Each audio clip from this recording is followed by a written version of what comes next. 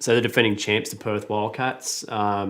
James Innes has left the NBL, has gone over to play for the Miami Heat, and so they've replaced him with DeAndre Daniels, and the real deal It's a mix Bill. between DeAndre Jordan and Troy Daniels. Yeah. So do you think they're obviously another top 4 team, as same as they have been over the past 60 years or whatever. But do you think that they can, repeat as champions? Yeah, they definitely can. I mean, they're one of the 7 teams or so that can make the playoffs. They're probably one of the 2 that you can say will make the playoffs. So they're definitely there or thereabouts to be able to do that. And I mean, they've kept their same sort of Aussie core around.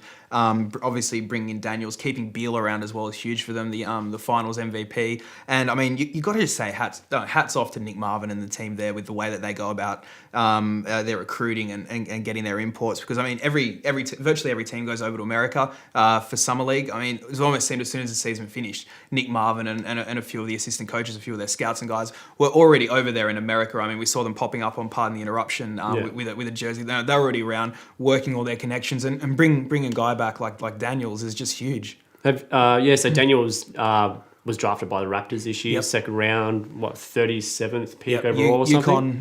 Played with UConn, won the championship this year as well. So he's going to a championship team, and he's already a championship pedigree player. I mean, he already knows what it's like to win, playing big games. It's huge to bring a guy like that in. And you go over to overseas, a couple of times a year or whatever. Have you got a chance to see Daniels play live or anything? Did you go Summer League this year? No, I didn't see him play. I saw him play on TV at Summer League, but I haven't seen him live in the flesh. I mean, he's going to be a great addition.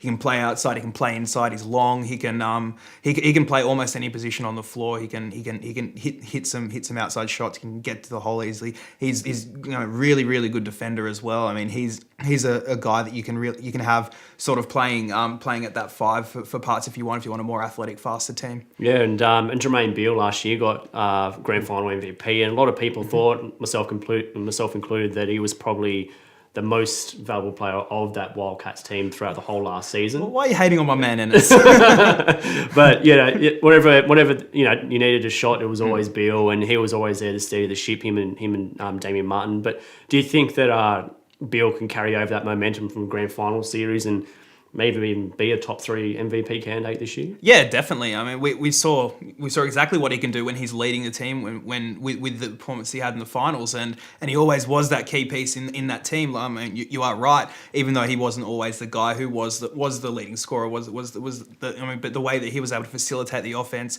play on the ball and off the ball, and then his defense, and if he steps that up another level this year, he's now going to be the number 1 import in this team more than likely. So he's definitely a shot for MVP if they're winning and he's still a key part of that team. Should be interesting to see how Greg Hire goes this year. Last year had a little bit of a slump, especially shooting wise.